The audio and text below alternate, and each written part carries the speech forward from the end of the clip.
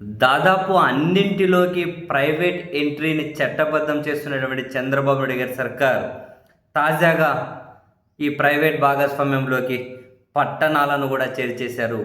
అంటే పట్టణ ప్రాంతాల్లో అభివృద్ధి చేయడం కోసం ప్రైవేటును ప్రవేశపెట్టబోతున్నారు. ఈ మేరకు విధి విధానాలను కూడా ఖరారు చేసుకుంటూ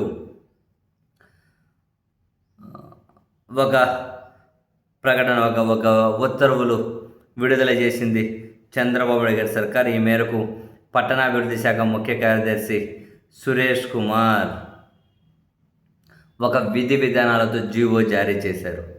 దీని ప్రకారం ఏం చేస్తారంట, పట్టణాల్లో ఉన్న ఖాళీ స్థలాలు, ప్రభుత్వ ఆస్తులు, భవనాలు, రోడ్లు, కార్పొరేషన్ల పరిధిలో ఉండే బస్టాండ్లు, ఆడిటోరియాలు, కీలక వ్యాపార కేంద్రాలు, మార్కెట్లు వంటి వాటిని వీటన్నింటిని మానిటైజ్ చేసేస్తారు. అంటే తాకట్టు పెడతారు. మానిటైజ్ చేసి ఆధునికీకరణ పేరుతో అని ప్రైవేట్ వ్యక్తులకు, సంస్థలకు అప్పగించేస్తారట.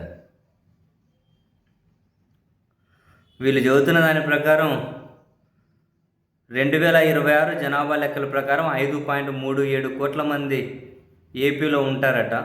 అందులో 30% మంది పట్టణాల్లో ఉంటారట. అక్కడ సదుపాయాల కల్పన కోసం 30,000 కోట్ల రూపాయల లోటు ఉందట. అందుకని ఇంకా ప్రైవేట్కి గేట్లు ఎత్తడం తప్ప వేరే మార్గం లేదు అని.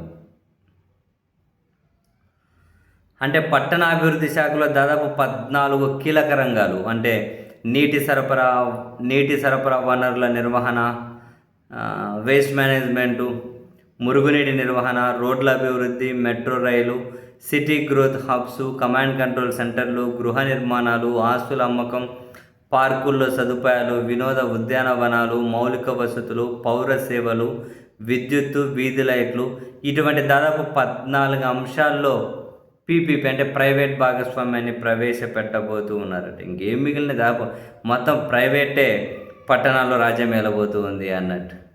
అంటే మీకు పట్టణాల్లో ప్రతి దాంట్లో ప్రైవేట్ రాబోతూ ఉంది.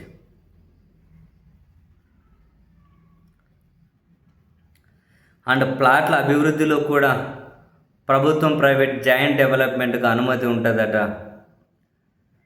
అండ్ ప్రైవేట్ భాగస్వామిగా నివాస గృహాలను డిజైను, ఫైనాన్సు, నిర్మాణం, మార్కెటింగ్ చేయడం, దాదాపు ఎవ్రీథింగ్, చివరికి అమ్ముకోవడానికి కూడా ప్రైవేట్కి అనుమతించబోతూ ఉన్నారు కొన్ని చోట్ల.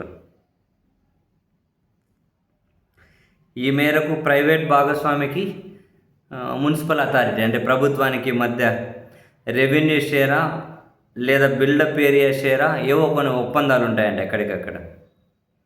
బస్టాండ్ను అభివృద్ధి చేసి ఎయిర్ స్పేస్ను వాణిజ్య అభివృద్ధి కోసం ప్రైవేట్ భాగస్వామి, అంటే ఇప్పుడు బస్టాండ్ ఉంది, దానివల్ల ఏదో అంటే మౌలిక వసతులు అక్కడ ఏదో రెడీ చేస్తారంట, రంగులు వేయడమో ఏమన్నా ఇంకేమన్నా దాన్ని రీకన్స్ట్రక్ట్ చేయడమో చేస్తారట. ఇంకా అక్కడ మిగిలిన స్పేస్ ఉంటుంది కదా, దాన్ని వాళ్ళు వాణిజ్య అవసరాల కోసం ఎవరికైనా ఇచ్చేసుకుంటారట. స్పేస్లో కమర్షియల్ పర్పస్ వాడుకుంటారు ప్రైవేట్ వాడు, ప్రతిగా బస్ స్టాండ్లను డెవలప్ చేస్తారంట. ఇట్లాంటివి దాదాపు ప్రతి చోట ఇటువంటి మోడలే తీసుకురాబోతున్నారు. ఆ మేరకు విధి విధానాలు కూడా రెడీ అయిపోయినాయి మాస్టరు.